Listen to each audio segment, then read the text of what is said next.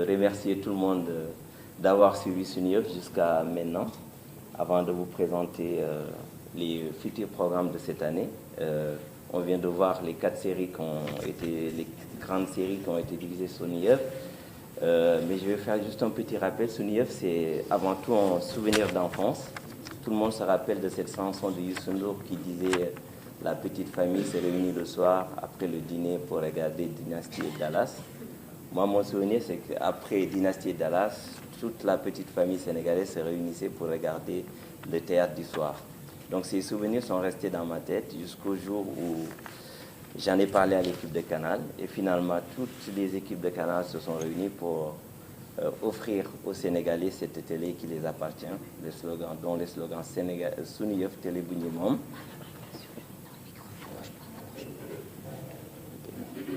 Donc, Sunuyeuf, comme je le disais, c'est un souvenir d'enfance. Donc, enfant, je me rappelle très bien que tous les Sénégalais, après avoir pris le dîner, ils regardaient soit Dallas ou Dynasty, mais la série, l'événement le plus attendu, c'était toujours les séries sénégalaises. Donc, c'est resté dans ma tête.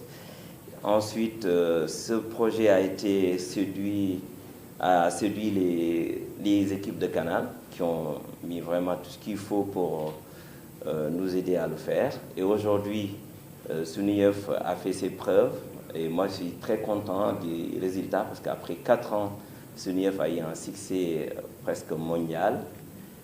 Partout où on va dans le monde, c'est Sunuyeuf. Et ça, c'est grâce aux talents sénégalais, grâce aussi à l'équipe qui est derrière, toutes les équipes qui sont derrière, les producteurs sénégalais, les comédiens sénégalais, ensuite les équipes de com, de marketing et de production et d'éditorial de Canal+. Donc ce soir, c'est juste pour fêter ces 4 ans de succès de tous les Sénégalais pour cette chaîne qui nous appartient à nous les Sénégalais. Merci.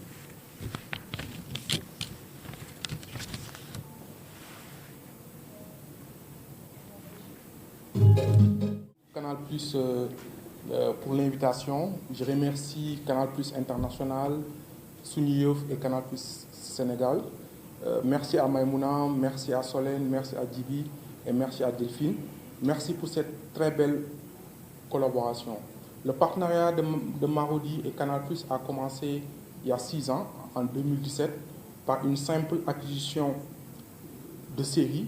A+ avait acheté Pod et Marichou en 2017, la version française. Et 6 ans après, ce partenariat s'est vraiment renforcé. Ce partenariat s'est renforcé parce qu'aujourd'hui, nos différentes séries sont doublées en français et sont diffusées dans les différents foyers africains. Partout en Afrique, nos séries sont regardées. Ce partenariat s'est renforcé parce que grâce à Sunuyeuf, notre catalogue a eu une seconde vie. Donc aujourd'hui, les Sénégalais peuvent regarder leurs séries cultes, leurs anciennes séries cultes. Bon, je ne dirais pas anciennes, disons leurs séries cultes, comme Pod et Marichou, Golden, Maîtresse, Karma. Toutes les séries de Marodi peuvent être regardées, revues plusieurs fois grâce à Sunuyeuf. Sunuyeuf nous permet aujourd'hui de diffuser pas mal de productions.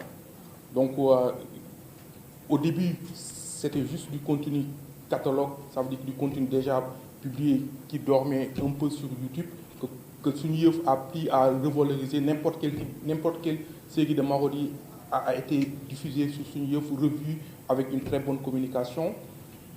Aujourd'hui, on fait des productions inédites, on fait des productions en exclusivité sur Sunuyeuf. Chaque semaine, du mercredi au samedi, non, du mercredi au vendredi, Sunuyeuf diffuse une série inédite de Marodi. Ça nous permet, nous, Marodi, d'atteindre notre objectif, qui est de rendre accessible du contenu de qualité sur tous les supports. Avant Sunuyeuf, on travaillait avec les chaînes de télévision locales, on continue toujours à travailler avec les chaînes de télévision locales, mais Sunuyeuf nous permet de toucher d'autres publics, parce que c'est une chaîne qui est orientée 100% série. Donc, on a commencé en 2022 par Emprise, on a enchaîné avec Déchéance, Emprise saison 2 et aujourd'hui Graines du pouvoir. Cette année, c'est minimum 150 épisodes qui sont diffusés sur Sunuyeuf. C'est beaucoup, minimum 3 séries. et je peux dire qu'on a une programmation sur toute l'année prochaine. Donc aujourd'hui, une série, c'est minimum 20 techniciens, 20 créateurs, 20 techniciens qui travaillent. C'est minimum 25 à 30 acteurs qui travaillent. Donc disons, chaque projet, c'est minimum 50 personnes qui travaillent. Donc si on fait 3 projets sur l'année, je vous laisse faire le calcul, vous verrez que c'est beaucoup de personnes qui travaillent, c'est beaucoup de talents qui s'expriment, que ce soit les créateurs, que ce soit les techniciens qui se forment. Donc ça, c'est vraiment super important pour l'écosystème d'avoir un acteur comme Sunuyeuf, une télévision comme Sunuyeuf, non seulement qui valorise les productions, qui communique sur les productions et qui participe au financement des productions. Donc actuellement, Sunuyeuf est un vrai acteur de l'écosystème.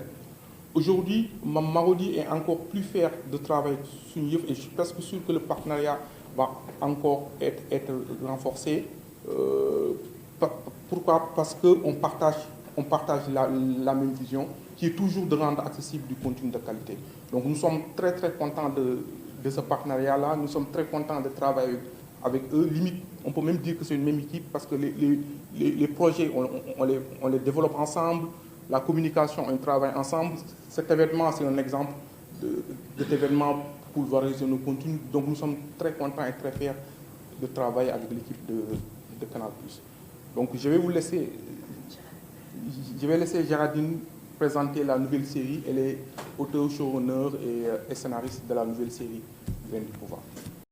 Il détestait cela et il voulait coûte que coûte trouver un autre moyen de survie.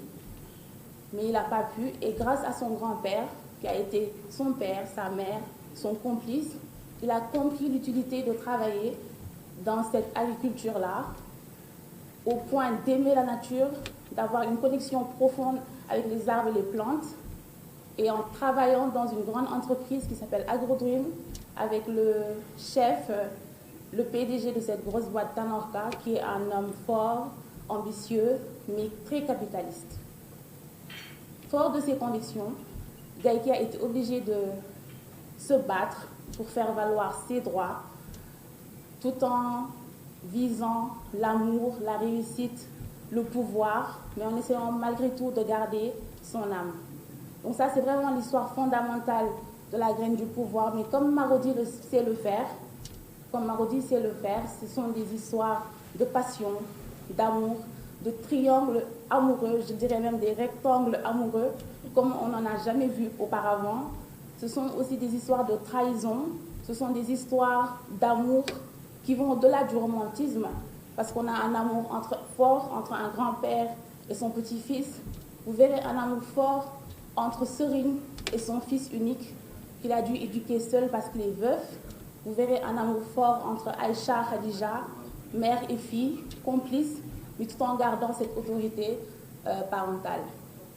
La graine du pouvoir, c'est aussi beaucoup de suspense. Vous verrez du suspense partout.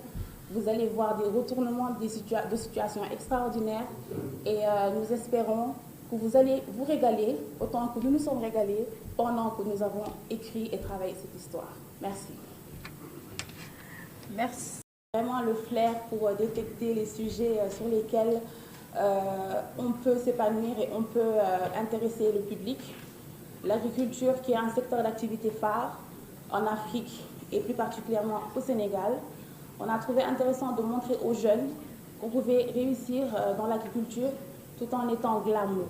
On a montré un côté très authentique de ce métier-là, tout en valorisant l'agroécologie ou bien la permaculture qui permettent de respecter la nature tout en travaillant dessus. Ensuite, pourquoi l'agriculture? Pour montrer l'authenticité aussi de l'Afrique, la beauté de l'Afrique. Vous verrez la particularité de cette série. On a montré l'étendue de terre, l'étendue de champs.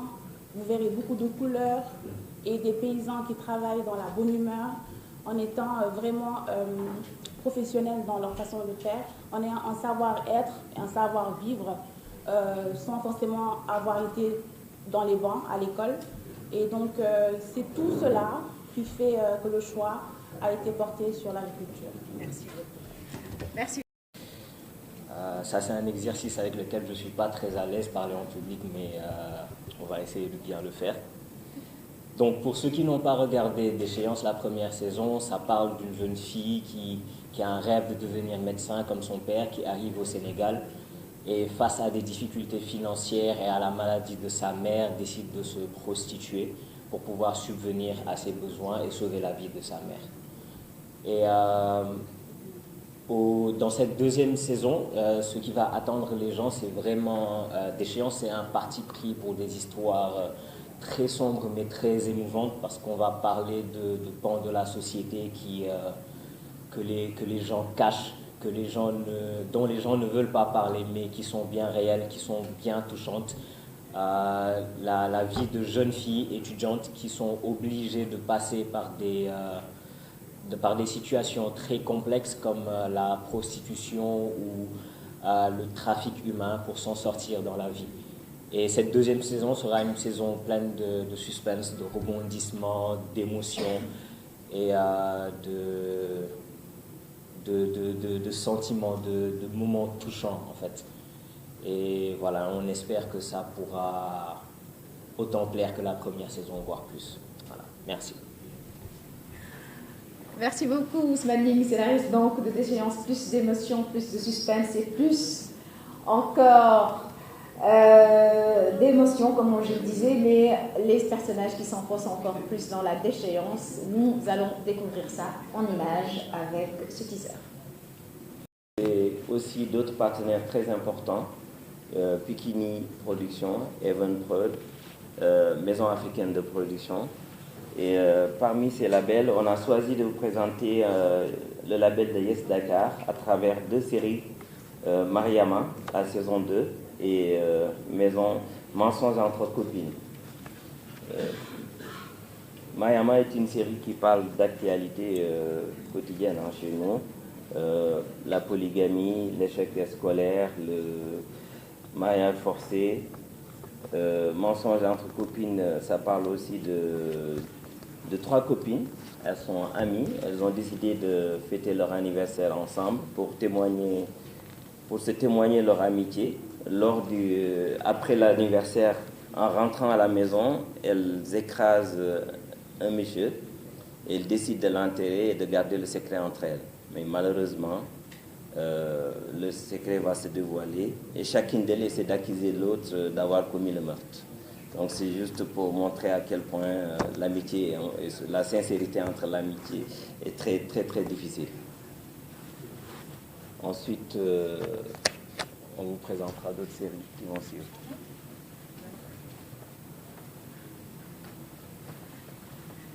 Tout à fait, merci beaucoup Djibiba.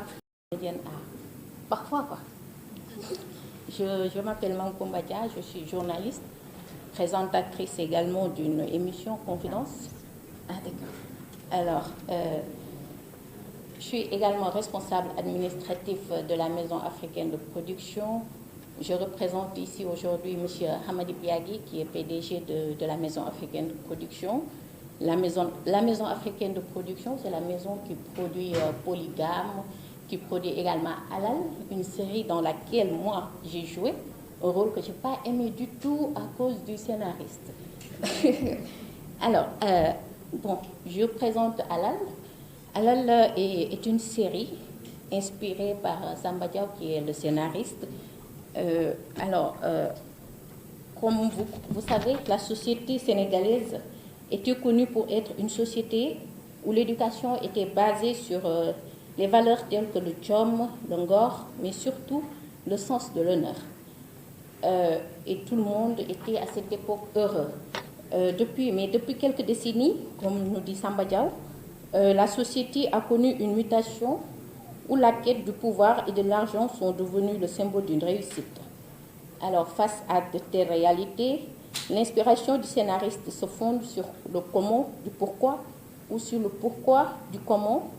Donc, Halal, comme son nom l'indique, est l'histoire d'un homme qui a eu un passé assez difficile et qui, pour prendre sa revanche sur la société, pense que le seul moyen pour lui était d'avoir beaucoup d'argent, quitte à faire le pire des sacrifices.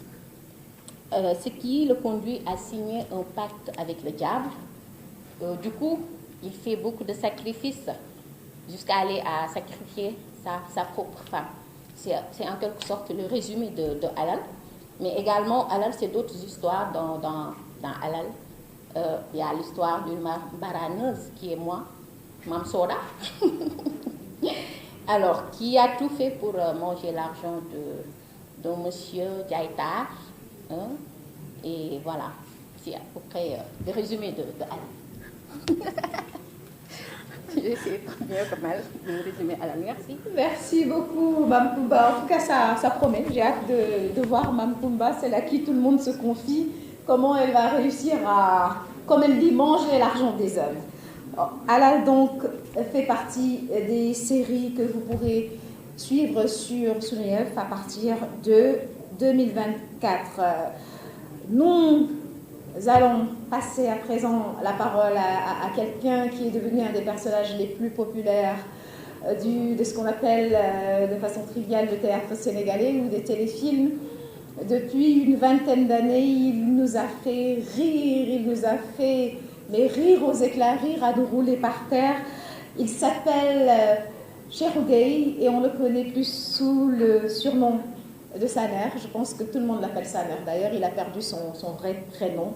Saner est avec nous et Saner de la troupe Soleil Levant va nous parler de cette série Saner ak locataire. Salam alaikum. Bonjour à tout le monde. Nangendef, ça va bien. Bon, je vais m'exprimer un peu plus en wolof. C'est l'autre micro. Voilà, celui-là. D'accord. Bonjour à Djibi, merci beaucoup pour l'invitation. Merci aux journalistes. Hein. Personne ne vous a cité là. Bon, je vous cite parce que vous êtes... Mais applaudissez quand même. Hein. Vous êtes les invités de marque et on vous a un peu oublié. Ah non, je les ai salués au début, n'est-ce pas? Et on les a salués. D'accord, quand je me suis trompé un peu. Bon, maintenant, ça n'est que locataire. Vous connaissez tous l'histoire des locations ici au Sénégal. On a eu du mal à résoudre ça chaque année. On baisse les prix, on ne baisse pas, on sort les personnes dans leur maison. C'est tout à fait un problème ici. Et que ça n'est un locataire consiste à une personne qui prend une maison et que la maison n'est pas sa propre maison, mais il prend la maison, après il fait des sous-locations. Mais malheureusement, il a loué des fous, un fou comme Nyankou, un ivrogne comme Ndayan, une personne très impolie comme Manoumbe, et vraiment un bandit comme Adama Fall. Et vraiment, chaque jour, et que la maison appartient à un Pulfouta. Parce que vraiment, pour dire vrai, ici au Sénégal, vraiment, les Pulfouta ont acheté toutes les maisons. Maintenant, ils ne vivent pas ici, ce n'est pas des Sénégalais, mais ils achètent des maisons, après ils nous reviennent ça. Mais maintenant, c'est ça, ça n'est pas que pour Djahassodal. Bon, il n'y a pas de loi, il n'y a pas d'ordre, il n'y a que de la saleté. Tout le monde dit ce qu'il pense, des injures. Bon, voilà, ça n'est pas de locataire. Je crois que vous avez regardé ça sur Kéman Vision. Et qu'on voit vraiment que le groupe Sunuyef insiste à ce qu'on fait beaucoup de saisons avec Sunuyef sur Canal+, parce que nos gouvernements, je ne vais pas aller loin, comme ils refusent de nous accompagner, je vais dire ça haut et fort.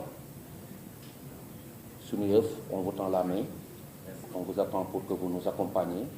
On sait que vous êtes là-dessus, mais vous avez beaucoup d'artistes et beaucoup de monde, beaucoup de producteurs derrière qui attendent. Mans, merci beaucoup, parce que vraiment, il ouvre la voie et puis il tend la main à tout le monde. Merci à Pikini Production, Samba Diao, merci beaucoup. Merci à tous les producteurs du Sénégal, parce que sans eux, vraiment, dina doy waar. Sunuyef, on vous attend. Merci encore une fois ci kii en wolof. Moi, je m'exprime mal en français parce que je n'ai pas fait les bancs.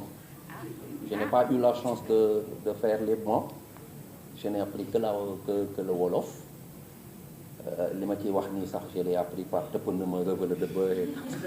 Non, c'est vrai, hein, je n'ai pas appris. Moi, voilà, je me débrouille comme ça pour apprendre les textes et je m'en sors jusqu'ici.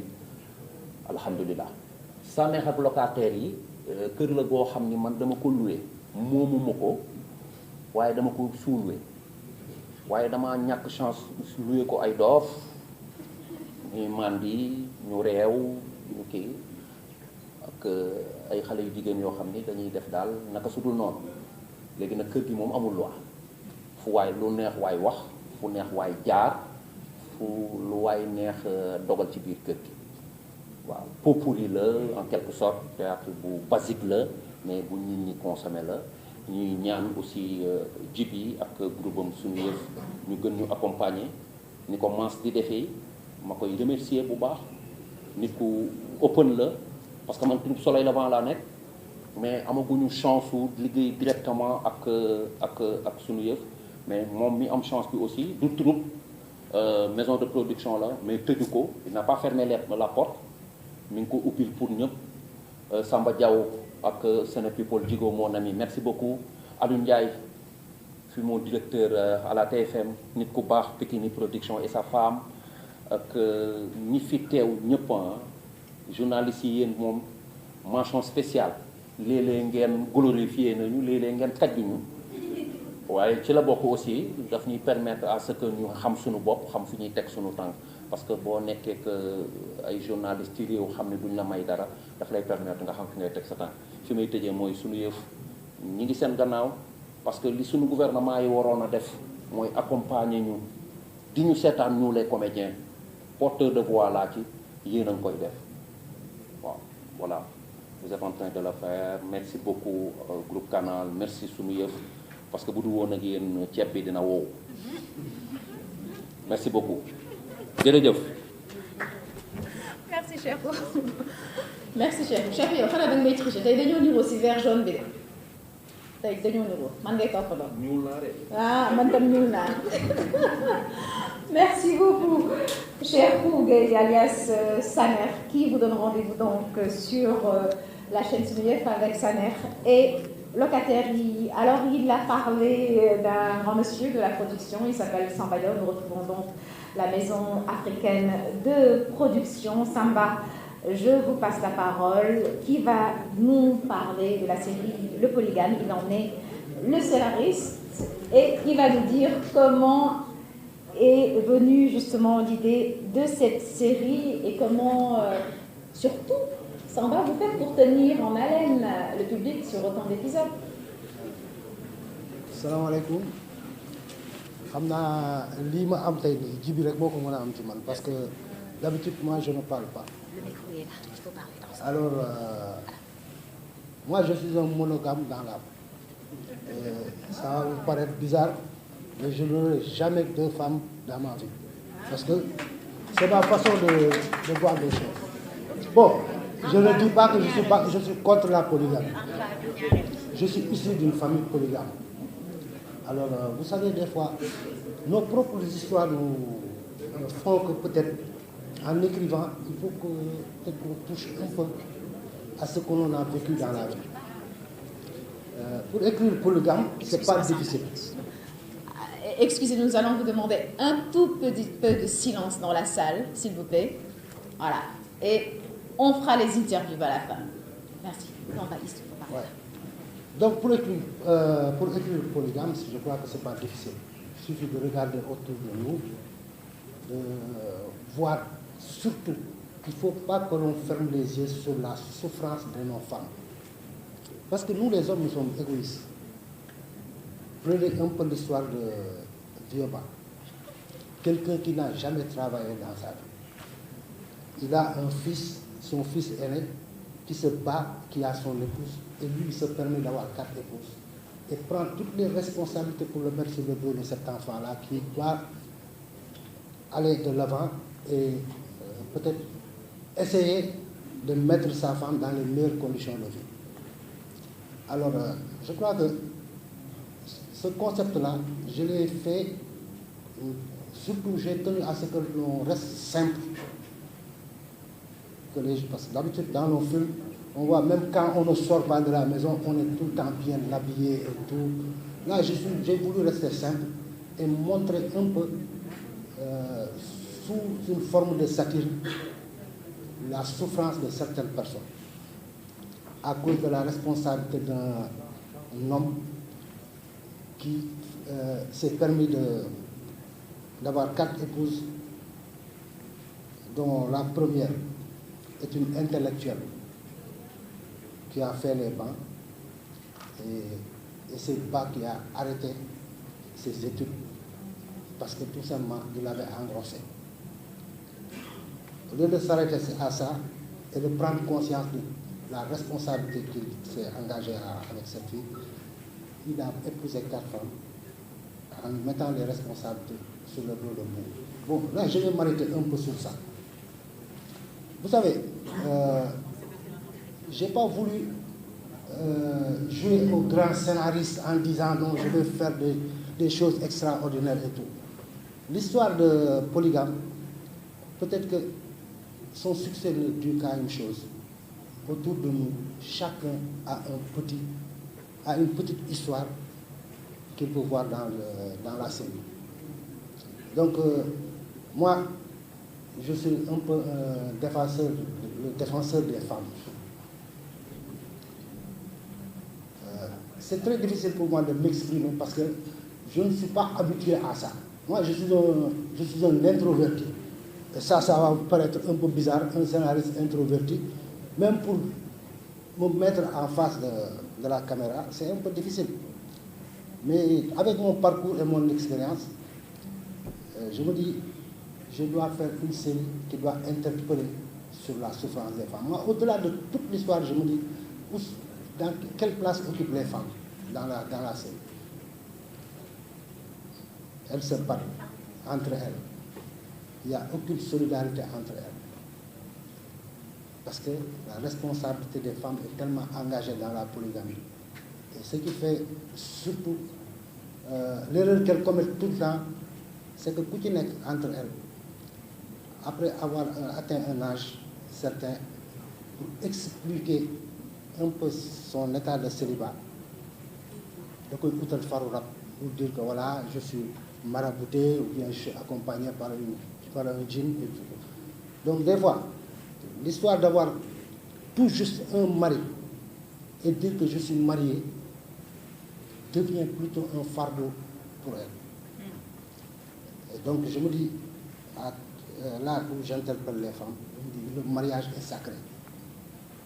Dieu nous a permis, nous les hommes musulmans, d'avoir des épouses, mais il y a mis des conditions. Et les conditions sont tout le temps bafouées par les hommes qui jouent avec les femmes en les mettant dans des conditions où elles se battent, rien que parce que tout simplement il va avoir, lui, la teneur de diriger le débat et de faire ce qu'il veut. Peut-être que je m'explique, je ne suis pas tellement clair dans mes propos parce que tout simplement, quand je parle de cette histoire, peut-être qu'il y a une partie de moi et au plus profond de moi qui veut dire quelque chose. Et je ne peux pas le dire ici. Peut-être que vous comprendrez. Parce que pour vous expliquer un peu mon parcours, j'ai fait beaucoup de séries, Café avec, Metel, Père Boukhar, Maya Sinadial, et tant d'autres séries.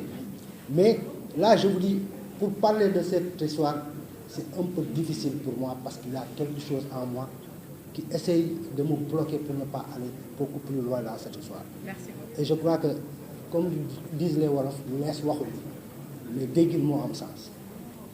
J'espère que vous avez compris ce que je veux dire. Voilà. Merci beaucoup, Samba. En tout cas, j'espère que vous pourrez lui tirer les verres du nez dans les interviews. Il sera à vous dans un instant. Et pourquoi pas, Makumba, il faut l'inviter dans ton émission et le faire parler. Qu'est-ce qu'il veut dire et qu'il n'ose pas sortir? Merci beaucoup Samba Diao de la Maison africaine de production, scénariste de la série Le Polygame que vous retrouverez donc en juin sur SNUIEF, la saison 3. Et je repasse la parole à Djiby qui va nous parler d'une autre série qui s'appelle Le Baptême du siècle. Et c'est une série qui va vous faire mourir de rire, c'est promis. Mon invitation, merci. Donc, comme vous l'avez certainement compris, SNUIEF, c'est tout le Sénégal, c'est pas seulement Dakar, mais c'est aussi les régions. Saner, qui s'est exprimé tout à l'heure, merci beaucoup Saner, vient de Thiès. Et la série dont je vais vous parler, Baptême du siècle, c'est aussi une partie de sa troupe Soleil Levant qu'il a joué. C'est un baptême qui tourne à l'escroquerie au visa, un drame comique joué par la troupe Soleil Levant. Donc cette série, c'est un polygame. L'une des deux épouses a envie de devenir copine avec sa coépouse. Donc elle propose d'amener sa coépouse fêter le baptême de son premier fils à Paris. Donc elle demande à sa copine d'inviter toutes ses copines, ses amis, sa famille. Mais en réalité, c'est une histoire de pouvoir aller en Europe. Mais bon, après, vous verrez, c'est une série très drôle, parce que c'est Le Soleil Levant, c'est aussi Aziz Niane et tous les autres acteurs de Soleil Levant que vous connaissez. Donc c'est une très belle histoire, très drôle, comme elle l'a dit. Merci beaucoup.